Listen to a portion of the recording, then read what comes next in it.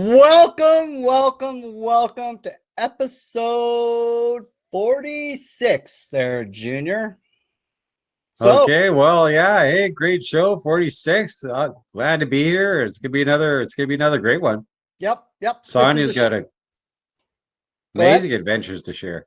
Oh, yeah. The ehTravel Talk Show, as you know, for you newbies out there, is broadcast live every Tuesday, 7 p.m. PST from our base camp somewhere here in beautiful Maple Leaf, Canada. Tonight, we are talking with birdologist Sonya Richmond. That's not even a word called birdologist, but it sort of rolled off my tongue, and I said, I like it. It's like Canadianism A101. Yeah, we'll have to start our own ehCanada dictionary. Yeah, Cover all these. I like every show. Words. I like every show how we invent a Canadianism. It could be a word if you looked it up. I mean, it sounds like a word. It does sound like a word, doesn't it? I mean, why not? Birdologist. And have a shirt. Proud to be a birdologist. Right? Okay. Anywho, Sonya Richmond is our bird watching scientist. We are going to talk bird tourism with our guest tonight, and many of her bird sightings along the first 7,000 kilometers of the 24,000 kilometer long Great Trail.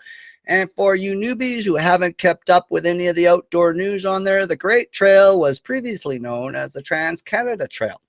Sonya is going to be joining us in about 10 minutes. But first, my name is Greg Gerard. I am your co-bro founder of ehCanadaTravel.com, your co-bro host of the ehTravel Talk Show, and an avid collector of bumps and bruises for our blog called Two Brothers, 2 Feet, 2 Curious, and 2 Canadian. And my co-bro host is... I thought you were going to say avid fan of your co-bro host. I mean, I was a little disappointed there. I think if they read the small print, they would have saw that. I'm Colin Gerard, the other co-bro host of this fabulous world-renowned now ehTravel Talk Show. We're getting out there.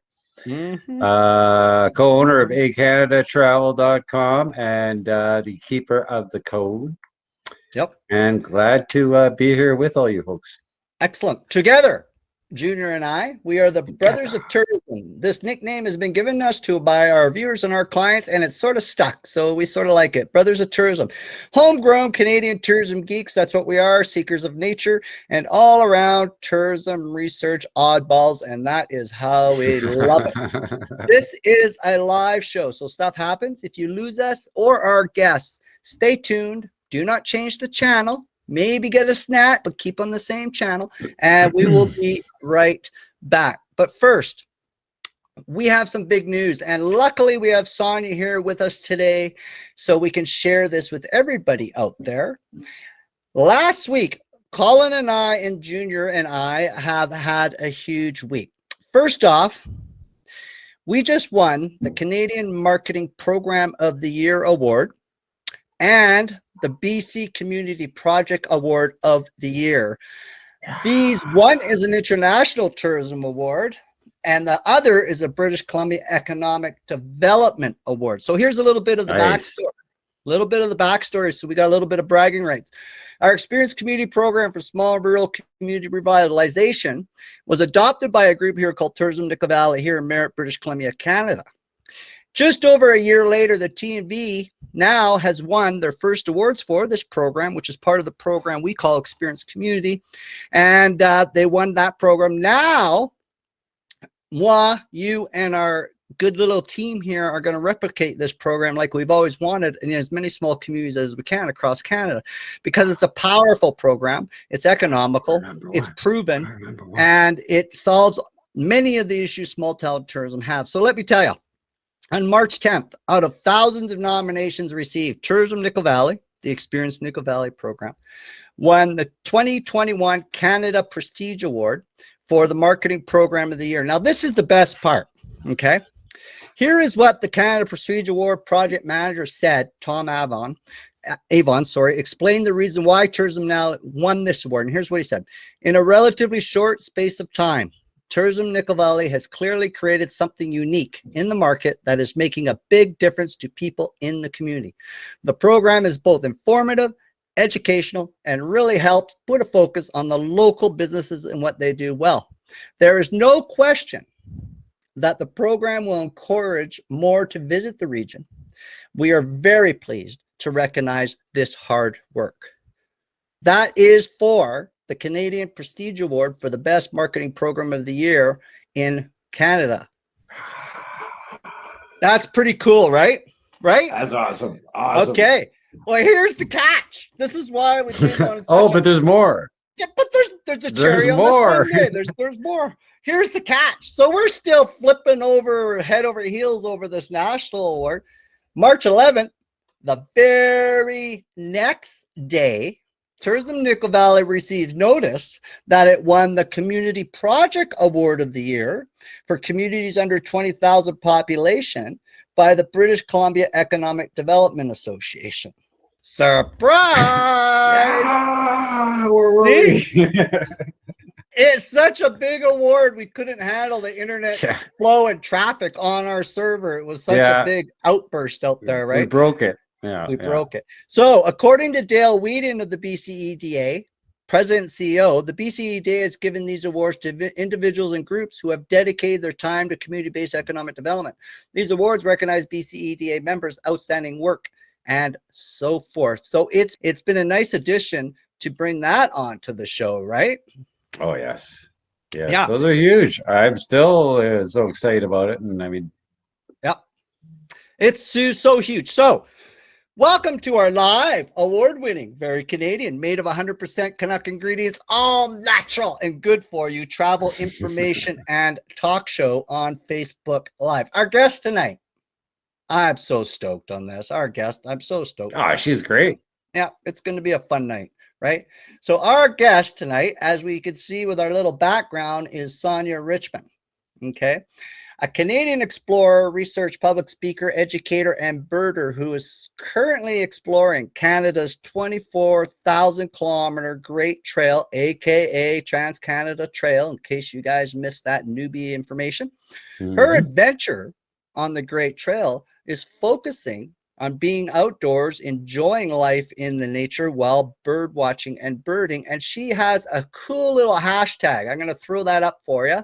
That cool little hashtag is, there it is, hashtag hike for birds. Nice. And you can follow her adventure on Facebook, Twitter, Instagram, and of course her website, comewalkwithus.online. So you want to hear, okay, sit back, put your seatbelt on, and get ready for this resume. Okay, just sit back. Yeah, bolt in, buddy. It's going to be a while. I had to cut it like a third. It was so much good information. Luckily, we got a high-powered editing department that we pay big bucks to make sure we do this right. So Sonya Richmond completed an undergraduate degree in biology and environmental resource science, as well as a Master of Science in Watershed Ecosystems Management at Trent University. It doesn't stop there. Then she earned a PhD from the Faculty of Forestry at the University of Toronto. Doesn't stop there.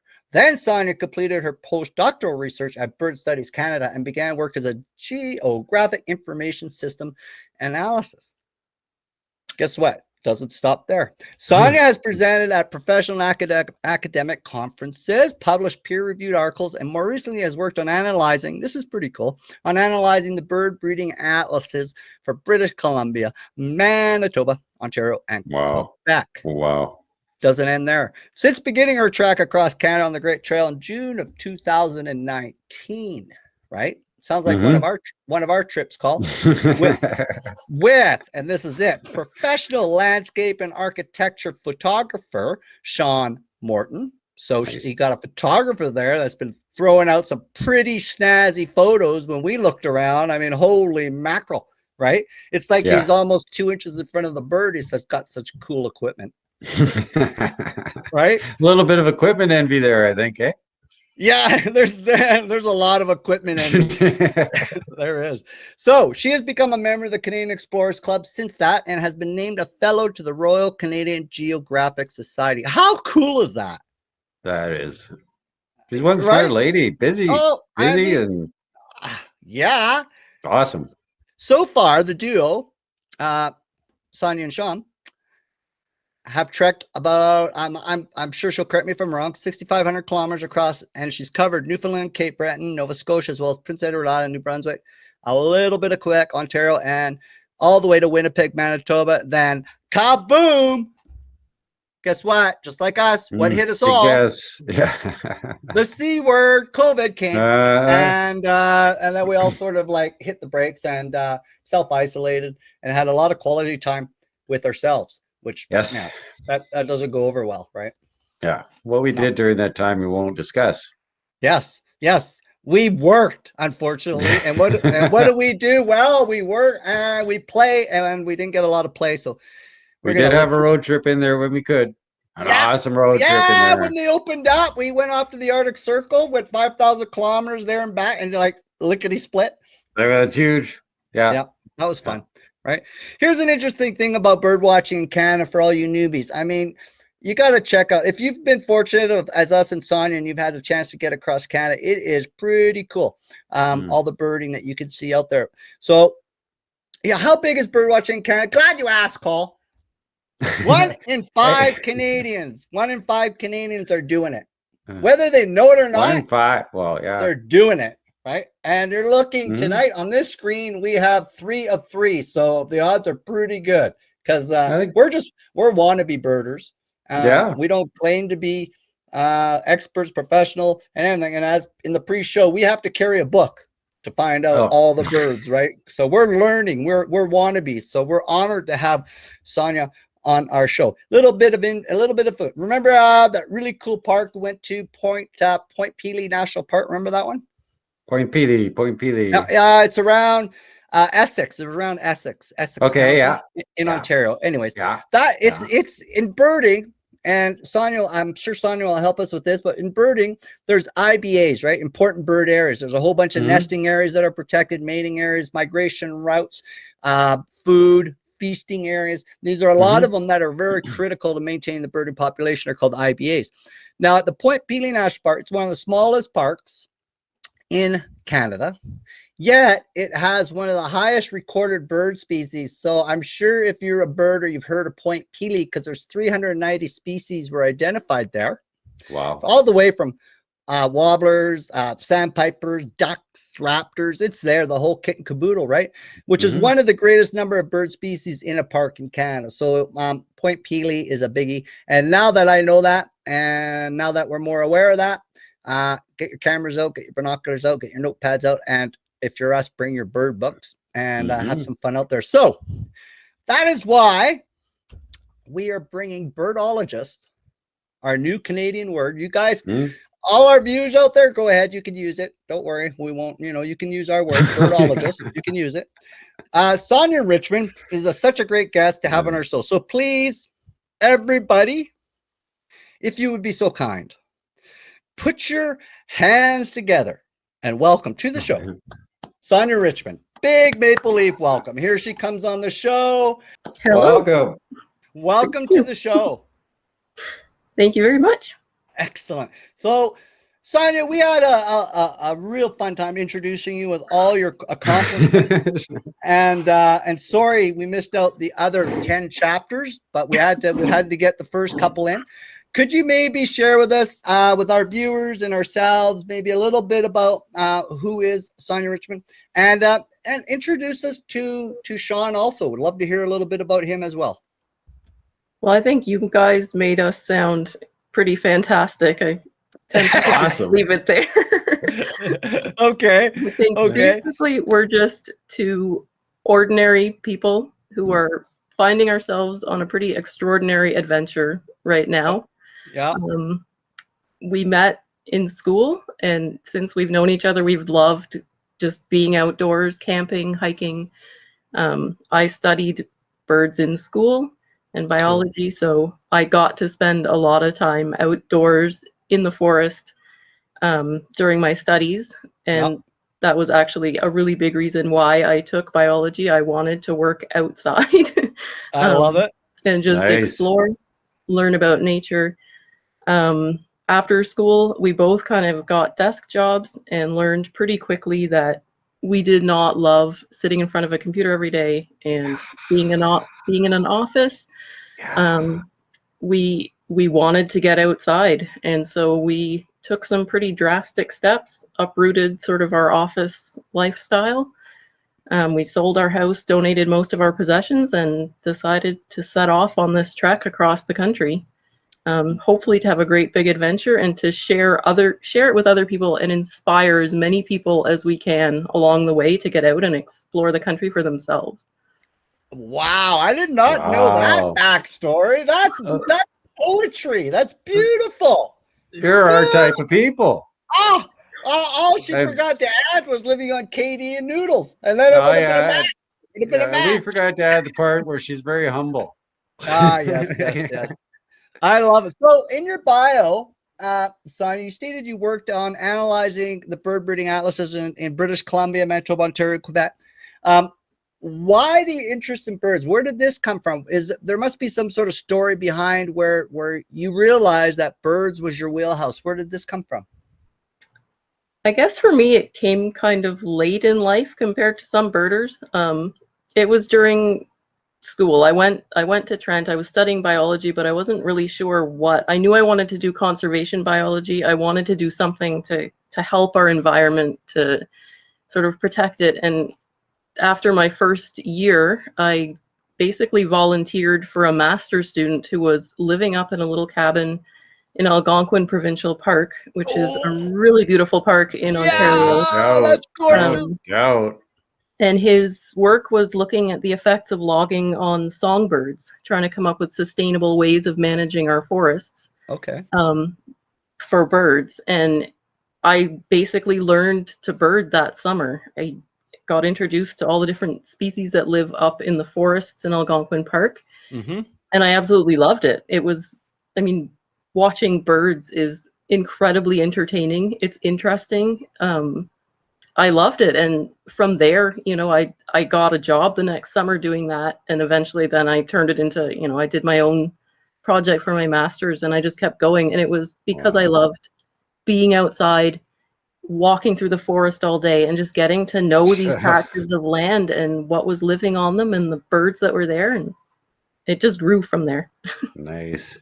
And in Algonquin Park, I mean, it's pretty tough area to learn. Were you guys also a gorgeous area to get your first exposure? It was. I mean, that was a huge part of it. We did a bit of canoeing when we were up there, and Sean and I have gone on a couple canoe trips and hiking trips throughout the park. But most of the research we did was just driving. I guess it's not commonly known, but there are quite a few logging roads throughout the backcountry. So we mostly drove to different sites throughout the park and just, you know, studied the birds in each one. Perfect. Okay, so in your one of your studies was this bird breeding atlas throughout central and eastern Canada, I guess we can say safely. On that study, what did that study tell you about our current bird population in Canada? Where are we on the bird industry? Well, the breeding bird atlases essentially are books for each province that show distribution maps of each of the birds that breed in the province.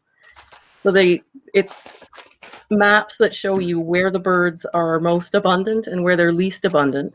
Okay. And part of this breeding bird atlas project is they're done every 20 years. They're repeated. And it's a huge effort, and it involves tens of thousands of volunteers, just ordinary Canadians who love birds, go out and survey the provinces in a really methodical way to see where the birds are. And then we put them together in these atlases.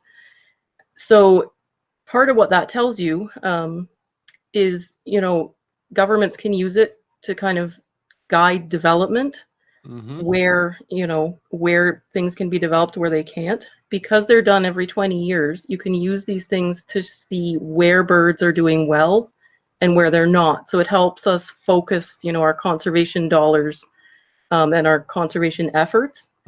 So from a tourism standpoint, you can use them, like looking at these maps to see where the hot spots are. So places you were mentioning, Point Pelee, that's one of the, you know, birding hotspots in Ontario. It's one of the best places to go look for birds. you can kind of use these maps to see, where there are other areas that are important for birding. Okay. Okay. And you say they come out every 20 years. When is the next one due? Well, there's one going on right now in Ontario. So wow. the data collection process is just starting to kick off. So it's a 5-year block. People go out and survey for 5 years, and then it's turned into a book. So the different provinces are staggered. I think Saskatchewan is possibly just wrapping up now their survey period. So there should be an atlas coming out. The different provinces are also at different stages. So this will be the third one that Ontario has done. Quebec, it was the second one, just finished up. Gotcha. Wild Birds Unlimited is saying howdy to you, Sonya Richmond, birdologist on our show. And we also have a Sherry, excuse me, Sherry, I hope I say this, is ehCanadaTravel.com. She's saying a shout out to Dr. Sonya Richmond. Sherry, get with the program. It's birdologist, okay? Come on. And we'd also like to say Tanya Stewart's giving a shout out. And again, Sherry is all over it. She's saying hi and very happy. Christmas bird count every December, she says. Yes, for sure. That is a great opportunity. It's held all across Canada. So if you if you like birding, or if you want to get your kids into it, there's a kids version. It's a great way to get young kids outside in the winter time when it can be hard to find things to do. It happens right before Christmas usually, and you can go out with birders and bird in your area. Okay, nice. Yeah, that is cool. So when that happens, tag us at @ehCanadaTravel and make sure that we get a hold of it, and we'll share it through our networks and give some birding love as a partner in birding love. Let's do it. awesome. So make sure you give us an at tag. So can people volunteer through your website? Is that if they're interested? Is there something they can sign up for, or how do they go about finding more? I'd say just Google Christmas bird count and it'll come up. We don't organize it. It is organized on a national level, but to participate in it, you need to just find sort of an event happening near you. But if you Google it, you'll go to a website and there's a map, and you can kind of look at the different circles and find one close to you, and then contact the person who's running that. Okay, excellent. Yeah. So Colin and I, or Junior and Senior here, Tourism of Brothers, everything, we're pretty big on wetlands. We love hiking wetlands. We love the boardwalk and wetlands. We love all the ecosystems that a wetland has, and we're pretty passionate about wetlands. So I sort of threw this in, and I know it's sort of a side thing, but I wanted to get your take on it. You know more than anyone that wetland loss is getting to a point where it's very concerning. So just sadly, just recently, I think a survey came up that they see 70% of wetlands have been lost that were usually in settled areas in Canada. So we're encroaching on this wetland, which is cleaning our water, providing bird sanctuaries, wildlife, all that sort of important ecosystems. So can you maybe share with us, Sonya, maybe a little bit of how important our wetlands are, lakes and rivers, I guess we can include in that, to the wildlife and birding, nesting, feeding, and mating process? Like, where are we in that sort of scope of things? Well, wetlands are one of the most diverse ecosystems we have, just biologically diverse. So there are a huge number of plants and animals that rely on them, including, things that are becoming endangered because of the loss of wetlands. So they are an incredibly important ecosystem for birds and other wildlife. Okay. And it's not just like the ducks and geese and gulls and sort of warblers that live in the wetlands. They're also typically extremely important for migrating birds. So a lot of the birds in North America actually breed up north in the boreal forest during the summer months, and then they fly down to, southern US and South America for the winter. And along the way they stop, they need to rest and refuel, and wetlands are often a really important place for them to do that. Okay. So as an ecosystem, they are enormously important, not just to wildlife, but to us as well. I mean, they provide us with clean water. They filter our drinking water. They buffer, our shores. They protect us from floods and droughts by regulating our water table. They prevent shoreline erosion. And of course, they provide us with opportunities for recreation. I mean, that's a huge, sort of part of wetlands. Yeah. I think part of their importance you can see from just the amount of effort that has gone into protecting them. Groups like Ducks Unlimited and other NGOs have worked with the Canadian and the US governments under the North American Wildlife Management Plan to try and protect wetlands. And I think they put something like $2.5 billion into wetland restoration in North America. And some of the birds are actually starting to rebound as a result of those efforts. Wow. So there is hope. We are losing wetlands. We need to reverse that process. But the work that's being done is having some benefits. Like ducks and geese are starting to rebound. A lot of waterfowl are doing better. And I think that's not only the result of NGOs and things dedicated to conservation. It's also partially money and knowledge from hunters.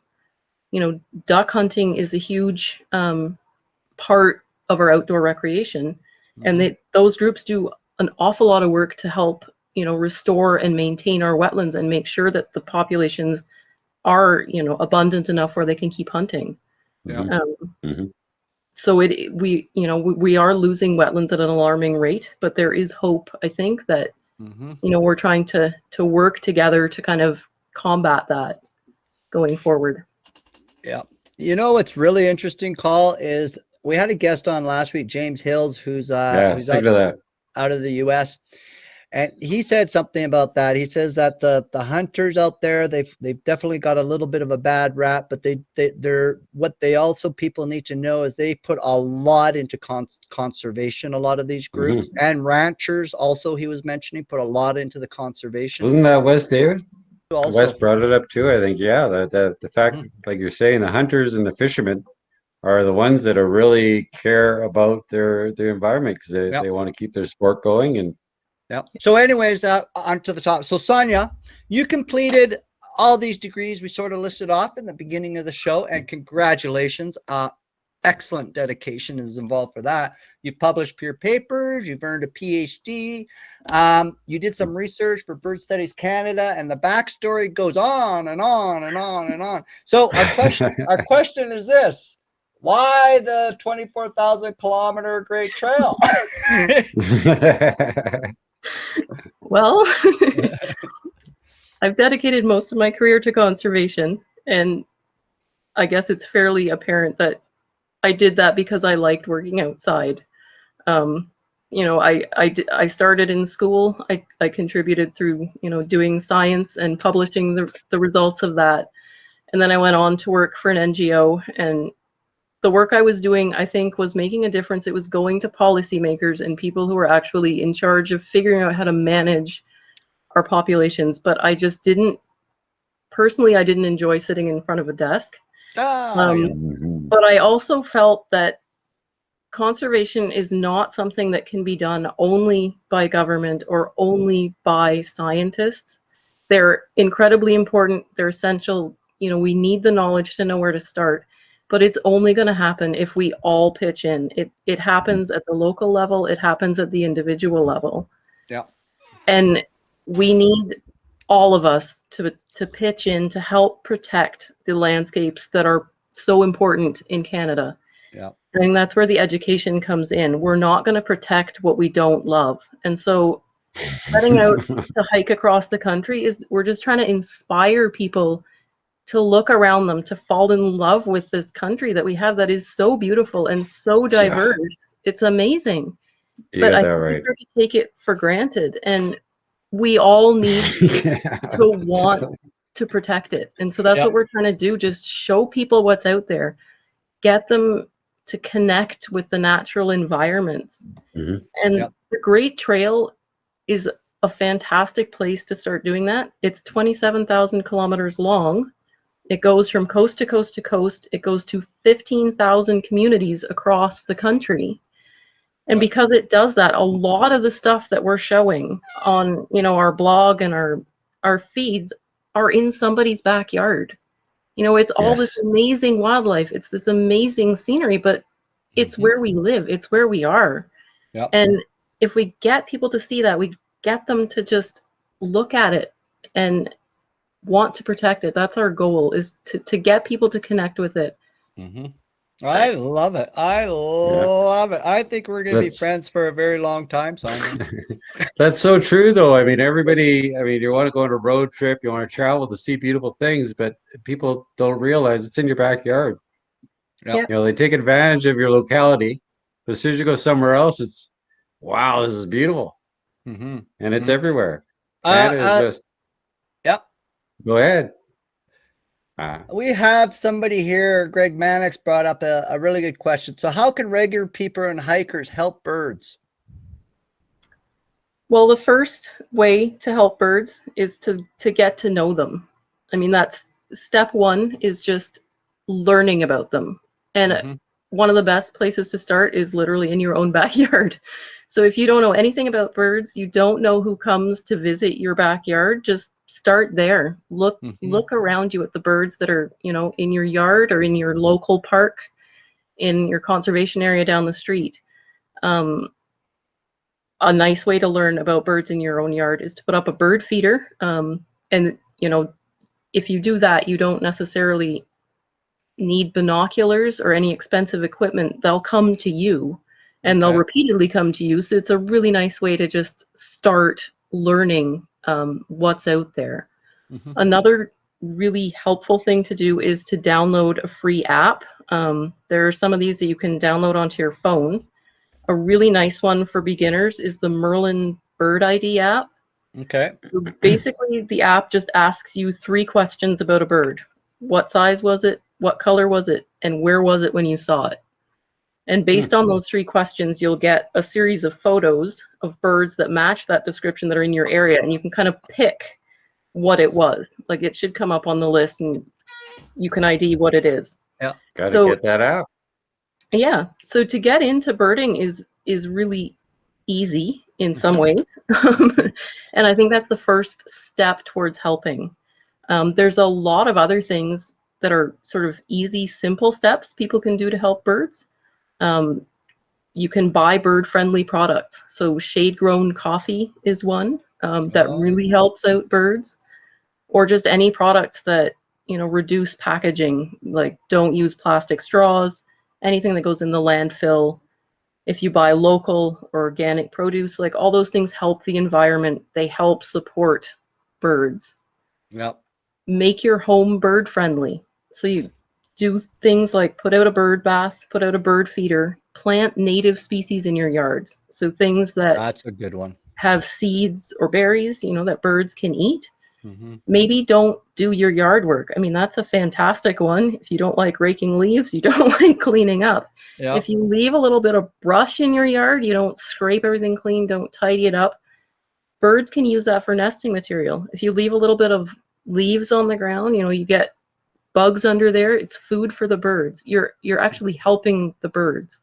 You can put up window decals on your windows. That'll help prevent birds from flying into your window and kind of, braining themselves on the glass. So if they see a reflection, they don't realize it's a solid pane of glass and they'll just fly into it full tilt. That's a big problem in the cities, isn't it? Yeah. From what I've heard. With the lights, especially. Yeah. So just putting up a decal on your window can, help your local birds. Keep your cat indoors. If you have a cat, one of the biggest sources of mortality for wild birds is getting eaten by domestic cats. Keep your cat indoors. These are all things that sound really simple. Maybe not getting your cat to stay indoors, but all of the other ones are pretty simple steps. And it doesn't sound like a lot, but if we all do these things, it has a huge impact on birds, and not just the ones in your own backyard, but all the ones that fly through. A lot of our birds migrate. So by helping a bird in your own community, you're actually having an impact that goes well beyond your own town, all across the continent. Yeah. Yeah, that's a great question. I believe it was Greg Mannix that brought that up. Great question, Greg. Keep them coming. Again, see, you get one question and then they all start coming. So let's throw another one out there. We got Sherry Hodgson going, feather friendly window dots work great. Do you know what she means by that? Maybe you can explain a bit, Sherry. Well, feather friendly window dots. What is exactly is that? I think it's a clear name sheet of plastic that has little tiny white dots on it. Okay. And you basically stick it to the outside of your window. So you see through it, but it actually provides this grid that to a bird reads as solid. Okay. It's part of the problem. Cool. Yeah. Okay. So you've done about again just under 6,500 kilometers, and you and your cohort, Sean, you've done this big stretch basically from Cape Spear. And by the way, Cape Spear's got one heck of a wicked looking lighthouse, eh? Isn't that beautiful, that lighthouse? Anyways, just throw that in there. The Cape Breton in Nova Scotia, Prince Edward and New Brunswick, and we're big fans of Atlantic Canada. I love Atlantic Canada. Oh, let's face it, we love Canada, period, all the way. Anyways, now we got COVID. Everyone's plans change. Everyone's got playbook on, new playbook in. We're trying to all figure out how we're going to do, make a living and enjoy the outdoors and make sure we enjoy our passions. So now that COVID's here, how have your plans changed for backpacking the rest of the trail? Because if my research is right, you sort of got stopped in Winnipeg, Manitoba. So how and where are you going to pick up? That's a really good question. And you think a good answer to that. Yeah.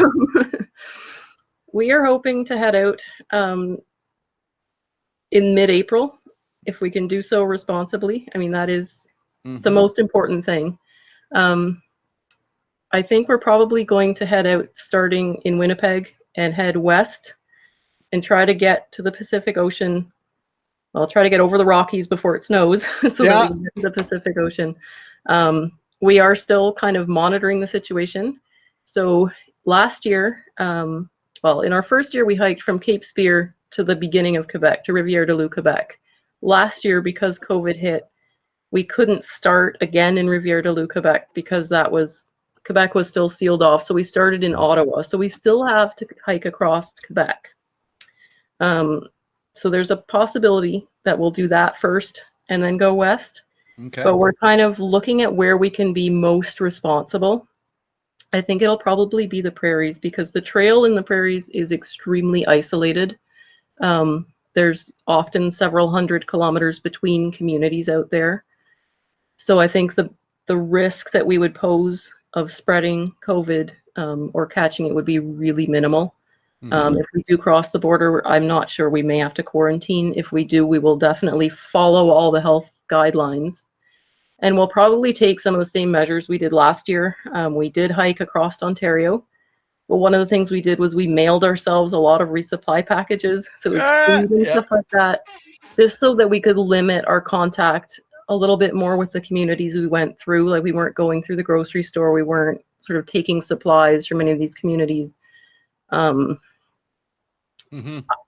We're just going to have to play it by ear, but we are planning to try and get back onto the trail this spring, if possible.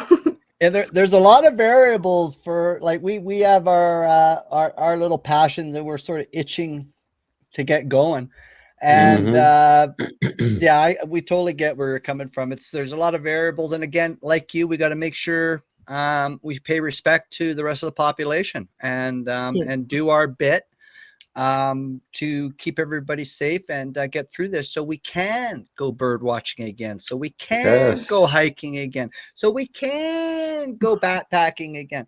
All the things we love to do in our sleep and awake, right? So here's what I like to know. Hike for Birds hashtag. Let me throw that up there. And I thought this seems to be where we're working off. This is your sort of the hashtag where we can follow. If you click on a hashtag, as you know, it's sort of like everyone's talking about the same conversation. So the hashtag Hike for Birds, a lot of time a hashtag is an awareness campaign. So how can our viewers and our new viewers, because all of you, I see you all there, you're all coming back next week. You're going to be loyal viewers. How can they assist you in your Hike for Birds, hashtag Hike for Birds campaign? Well, it's an invitation. We've called our hike sort of come walk with us, which goes along with our Hike for Birds. So it's an invitation to follow along. Just follow along with us as we cross the country. Our goal is to inspire as many people as we can. So spread the word if you can about what we're doing. We do give free talks to school classrooms, to nature groups, to anyone who is interested. So if you're interested in doing that, or you know someone who might want to have a talk that's just trying to get kids into nature. I know someone, yeah. Yeah, by all means. Yeah. Who's that guy in ages? the back row putting up his hand? Tell him to put your hand down. All ages, welcome. All ages. I mean, that's a big part of our message, is that, you know, the Great Trail goes to so many communities. It's free, as is bird watching. Birds are literally everywhere, no matter who you are, where you live, what you look like, what your physical ability level is. You know, even if you're kind of stuck inside right now, you can watch birds through your window. Anyone can be a bird watcher. And we're trying to, you know, just get as many people to connect to nature as we can. We will, you know, diversify the outdoor community. We're trying to reach out to people who aren't typically approached by environmental groups and organizations. So, you know, spread the word. We're happy to give a free talk, just encouraging people to get into citizen science, to get involved in conservation. Yeah. Okay. What a great segue, because that just happens to be, that's one of our next questions, isn't it? So here we go. What is I sort of did some research on it, and I sort of talked to a junior about it, but I'd sure like to hear your take on it, because I think this is a brilliant idea. I also think more people should know about it. So can you maybe share with us a little bit about citizen science? Sure. So a citizen scientist is anyone who goes out into nature, sees something cool, and reports their sightings online. So anyone can do it, whether you're 5 years old or you're 95, whether you're a complete amateur, don't know anything about it, or you're, you know, an expert in the field. If you love going outside, finding really cool things and learning to identify what they are, you can do citizen science. As in birds. Yeah. Just birds, though, right? Nope. Anything. So anything. as we're hiking, so there are a lot of citizen science programs directed towards birds. But one of the things we're really advocating for people, and especially kids, is a free app called iNaturalist. Oh, let me write that one down. Yeah. It's a great app. It's free. You put it on your phone, and essentially you take pictures of anything in the natural world. So it works for birds, but it also works for like mushrooms and insects and wildflowers, bats, basically anything that you're interested in, anything that you see. You can take a picture of it, upload it to the app. You'll get this sort of series of photos that you can compare the one you just took, you know, figure out what you just took a picture of. When you submit the photo, what your observation becomes a data point. So it helps scientists monitor our wildlife populations. That's cool. Cool. It's extremely cool. And yeah, there you go. So if you have kids, there's a kids version of this called Seek by iNaturalist. That basically works the same way, but the camera on your phone becomes like a scanner. So you scan the thing that's in wildlife, and as you begin to like collect species, you identify more and more things, you get badges. So it's like you get achievements for this, and you can enter different challenges. So like, can you find 10 different trees? So it turns nature into a game. It's like a treasure hunt. It's kind of like a video game, which is something a lot of kids really like to do anyway, but it makes citizen science a ton of fun. And as we've been going across the country, we've been sharing this, and kids are all over it. Like, they love doing this. There's something, Colin, we need to put on our site and promote some of this stuff that's out there. Yeah, for sure. I Definitely think, have to look into it. And I think Sonya's, 100%. Sonya's stuck with us, Col. No, it's not just kids. I think I'd probably enjoy this sort of app. Well, you're just an overgrown kid. What are you talking about? Oh yeah, as I say. So you're one of the things I really sort of got the message across when we were talking the pre-show in the green room, eating some bannock and poutine, was that you do a lot of advocacy work for youth, getting youth involved in the birding and getting youth involved in bird identification and going to IBAs and all this sort of thing. So why is that so close to your heart, the youth involvement in birding? I guess it's sort of twofold. We had a younger family member that was, he started missing about 40 days of high school each semester, and he lost a lot of his friends, and he was getting into trouble because he was always playing video games. Okay. And I mean, every time he was with us, we'd try to take him camping, take him hiking, get him out into nature. And when he was out there, he absolutely loved it. But he'd go back home, and he lived in the city. And, when we were around him, we realized that it's really hard. It was really hard for him to sort of maintain that connection with nature. And a lot of his friends actually knew almost nothing about the natural world. Like, they weren't able to identify a chipmunk. They didn't know what squirrels were. Some of them were terrified of raccoons. Yeah. And we had this sense that they were just losing this connection with nature. So that was part of it. The other part is that, a lot of our trails and our natural spaces, our green spaces, our naturalist groups are run mostly by retired people, which is great. I mean, that group has the time and the money to dedicate to things like that. But if the next generation is missing that connection with nature, there's not going to be anybody to take over the work they're doing. And what they're doing is incredibly important. Mm-hmm. So we wanted to make sure that, youth maintain this connection so that they can continue the work forward. But I think it's also, it's something we need. I think people just need a connection with living things and with nature. And I think a lot of people have realized that during COVID, when it was suddenly we were locked down. Yeah. People all of a sudden realized how important it was to have this connection to nature. I mean, we're hearing now that, within minutes, all the campsites in a lot of the provinces have just sold out. Like, they're gone. It's done. Yeah. People are trying to get this connection, reestablished. And I think it's just incredibly important to make sure that youth have this connection. And it's not as organic as it used to be. I mean, when we were growing up, we got kicked out the door. We played outside for hours. We made our own fun. Yeah. That's not how childhood is now in a lot of cities. And, it's not the kids' fault. It's not the parents' fault. It's just how it is.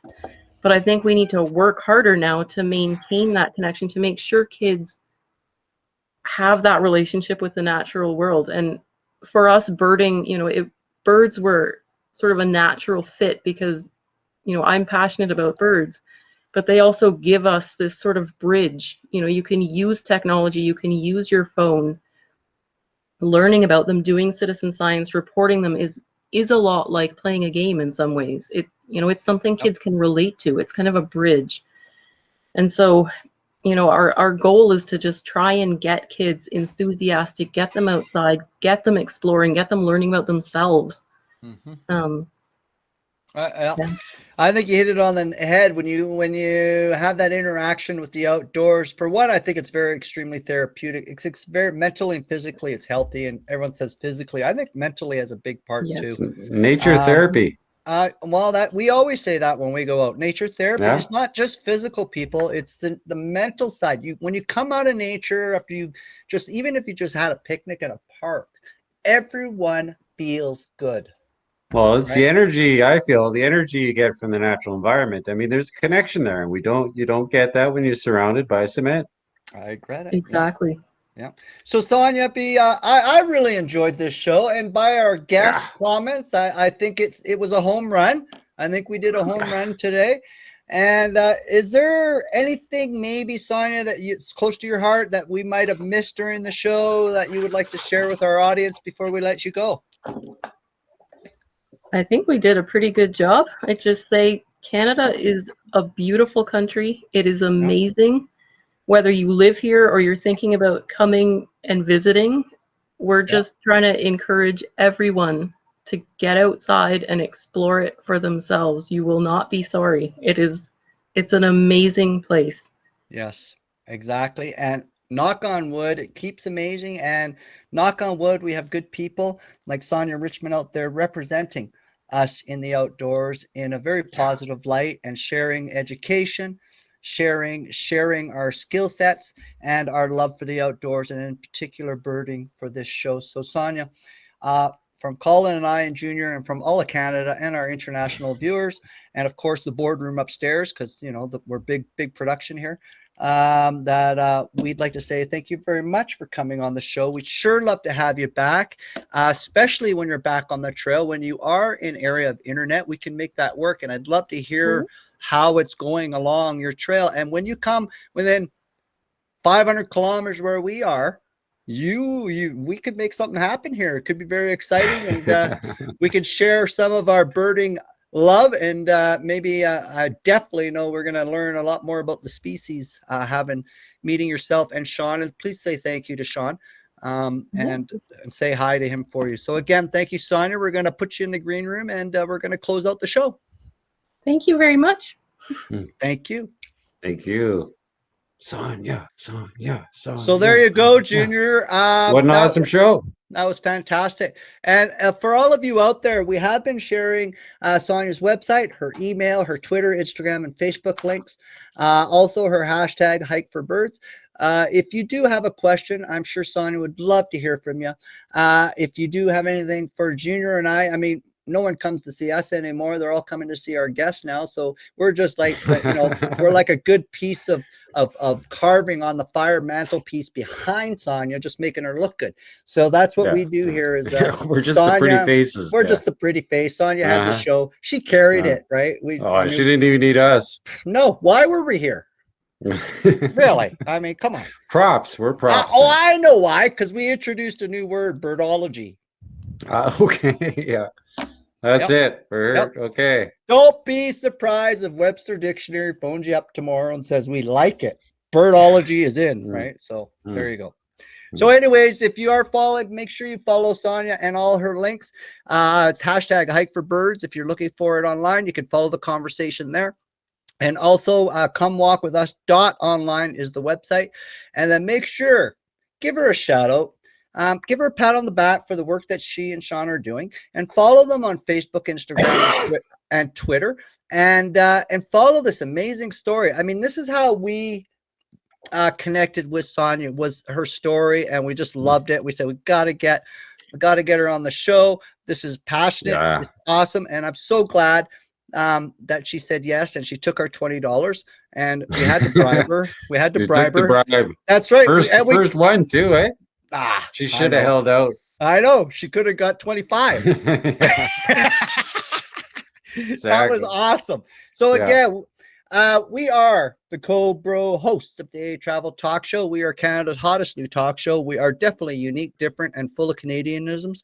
My name is Greg. Good-looking Junior is Colin. We are the brothers of tourism and the Co-Bro founders of ehCanadaTravel.com and the ehCanada Marketing Group. Tomorrow, you will find this birding video and a full, beautifully edited our video with our birding video on our live travel community feed on our ehCanadaTravel.com website. You'll also find a video on all our social media feeds and our blog at the end of the month. Twitter, Instagram, Pinterest, Tumblr, and LinkedIn social media, because we're going to do our bit and get that birding love. We're going to spread it all over Canada, the world, and through our system. So we will see you next week. Same time. We shall. Same place at 7 p.m. PST right here on your network, Canada ehCanadaTravel.com, Facebook, and YouTube. Peace out, Canada.